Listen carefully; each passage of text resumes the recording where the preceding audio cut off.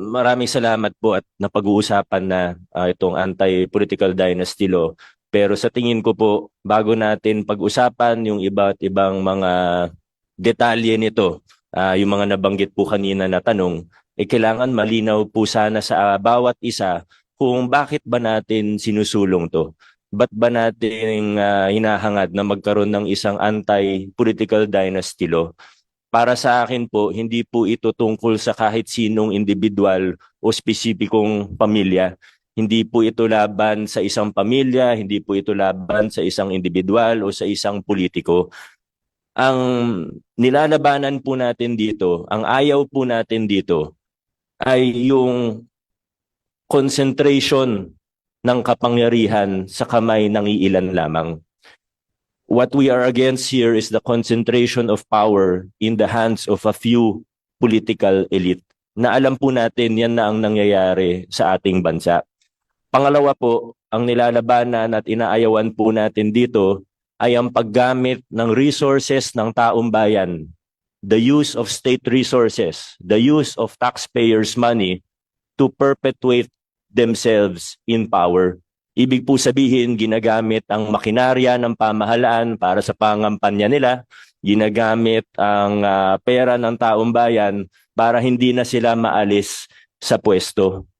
So kung yun yung nilalabanan natin, ano naman yung gusto natin? Ano ba yung inaasam-asam natin para sa ating bayan?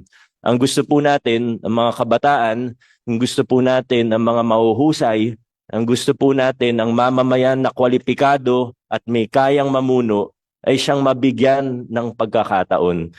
Our Constitution not only suggests, but our Constitution guarantees equal access to opportunities for public service. This is the constitutional guarantee that Congress has slept on for the last 40 years. Kaya ito po, sinusulong natin ng isang anti-political dynasty law. Gusto po natin na pag may magaling, pag may mahusay, ano man ang kanyang pangalan, ano man ang kanyang kakayahan in terms of money, pondo, kahit wala siyang sapat na, kahit kulang yung resources, walang political machinery, hindi miyembro ng political family, ay magkaroon siya ng pinatayan ko na yung sarili ko ng mic. Wala pang 5 minutes. Walang na magkaroon ng pagkakataon. Kasi sa kasalukuyan po nating sitwasyon, opo, paminsan-minsan may mga magagaling na galing sa political family. Hindi naman po natin inatanggi yun. Alam naman po natin, totoo yan. Pero, tingnan natin yung pangkabuuan. May isang kandidato na sobrang galing, honest, may integridad, maayos, mahusay, matino, pero walang pangalan, walang makinarya, walang pera. Ang kalaban niya, miyembro ng political family na theoretical lang naman po ito, wala tayong pinatatamaan. Miyembro ng political family na, let's say, wala masyadong kaalaman, wala masyadong karanasan, hindi marunong, hindi magaling, may pagkakurap pa ng konti.